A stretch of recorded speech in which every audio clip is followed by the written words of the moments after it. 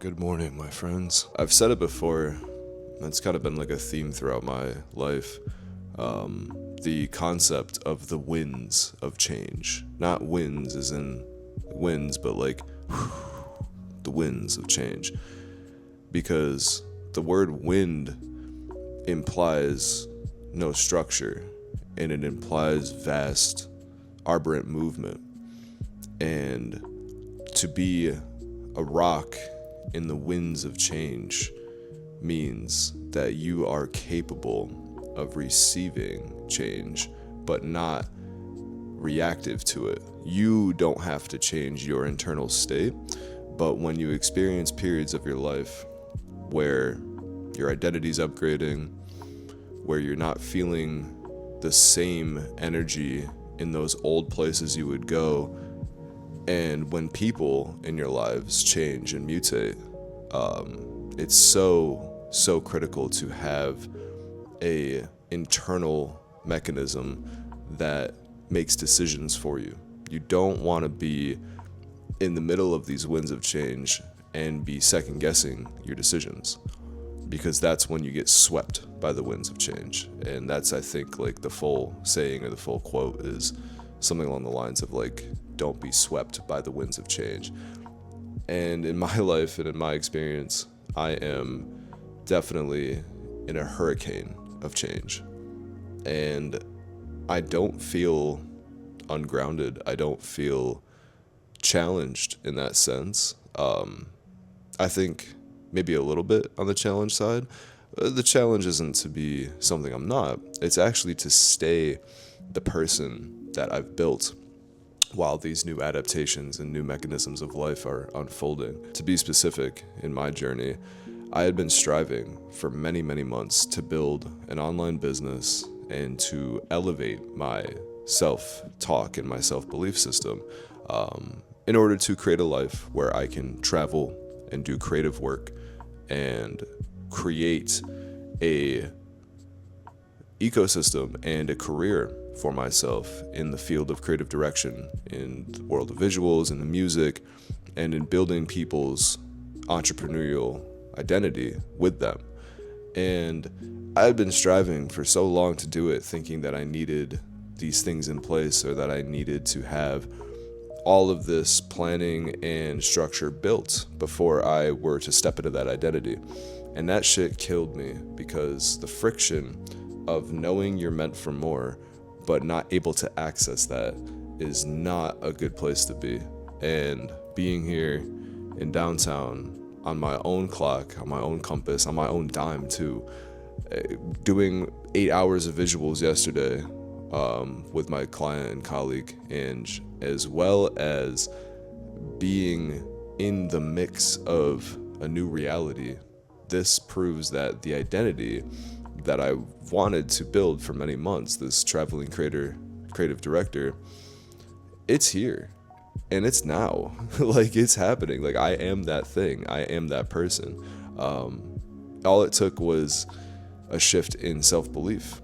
And you can talk yourself into thinking, oh, well, yeah, I'm here in Toronto with my camera and I'm filming and I'm doing work for other people, but I'm not that creative director yet. Because what? Like, what's the benchmark of completion on this thing? Like, no, this is it, bro. And that's why I'm filming this video, because this is what actions a creative director would take in the moment of where he is. And so the game, more or less, for me, is to continue to compound those actions consistently.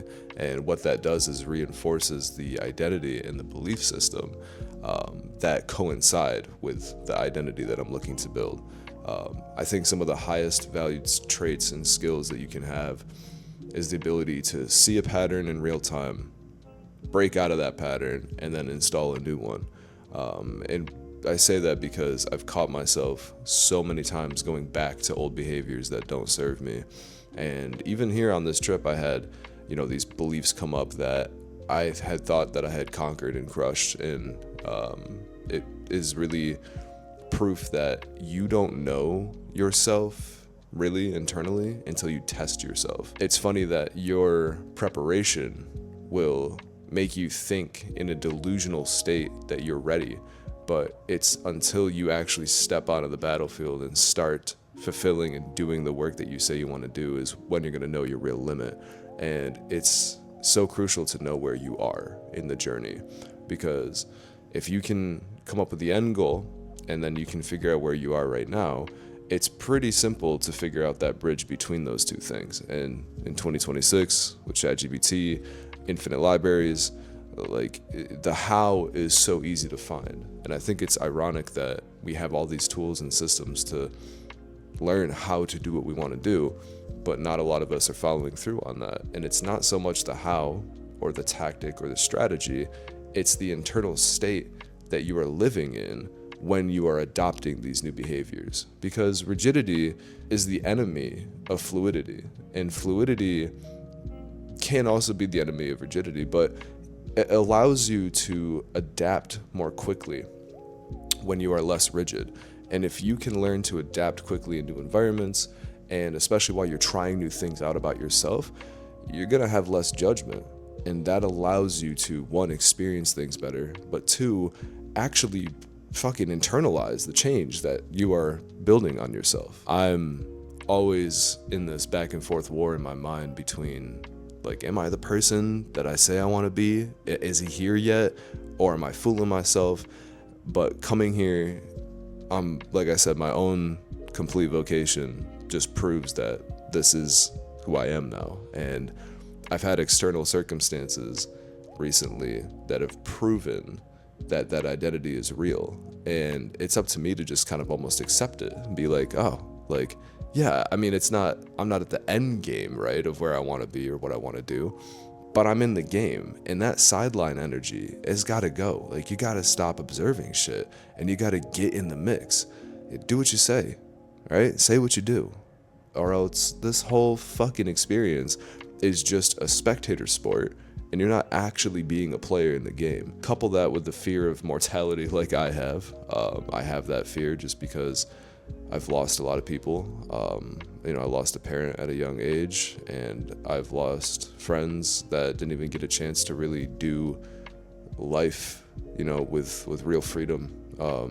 And it's just very, very clear to me that this journey is truly what you make it, based on what you believe about yourself and what you believe is powerful. A lot of my Shaolin training tells me and shows me that slow is fast and fast is slow, especially when adopting a whole new set of beliefs or a whole new set of responsibilities that come with this new identity upgrade. I say this as well to be kind to yourself. If you want to have a positive, impactful energy, you need to start internally and doing that work first, because you can't manufacture it. And that's something that I've learned over my life too, is that, like, I'm a really good fucking actor. Like, I can kind of psychologically dose myself into thinking pretty much anything, and I can fit into almost any room because I know the role of somebody that would fit in that room. But is that actually me? Is that actually who I want to be? A lot of the times it's not. And lately, over the past few months, I really just stopped doing all of that, and I started to believe and compound my own interests and my own wants. And now it's starting to happen effortlessly. The things I want in my life naturally come attracted to me. The experiences that I've been craving are right here for the taking. There's not any sort of barrier really to my access. The only barrier is what I tell myself mentally, what I tell myself is possible. I say all of this because there is no manual on how to do anything. There is purely the experience and your awareness to learn from the experience. Everything to me is a learning lesson. Every micro movement, every little thing. Sometimes I get too analytical with it, but if you're really paying attention, you can really see what's actually unfolding in front of you, and it all happens for a reason. You cannot convince me that coincidences exist.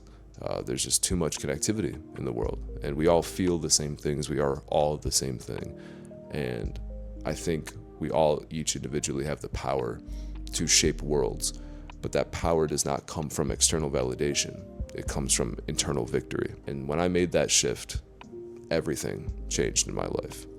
Tony Robbins is right. You gotta change your state the strategy, and the story you tell yourself. Or else you're going to be stuck in this vacuum of powerless dissent where you're casting blame to other sources and factors, and you're never taking accountability for what you can actually do. And that's where the real change begins. My idea is when I get back, I'm going to really solidify my branding online and really become much more visible and vulnerable on this camera here, because I don't believe in workshopping something that I want you to believe. I want you to see who I really am, and I want you to see what this really looks like, because it's not fully glamorous, but this is the side of life that I have been waiting to enter into.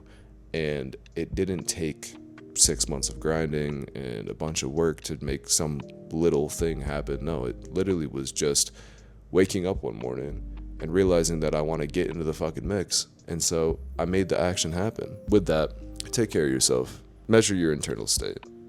See what belief systems actually hold up to the test of time, and be a rock in the winds of change when things are swirling and moving around you. And if you can do those things, my friend, you will be successful in anything. You'll have everything and anything that you'd ever want. So, with that, much love. I'll see you soon.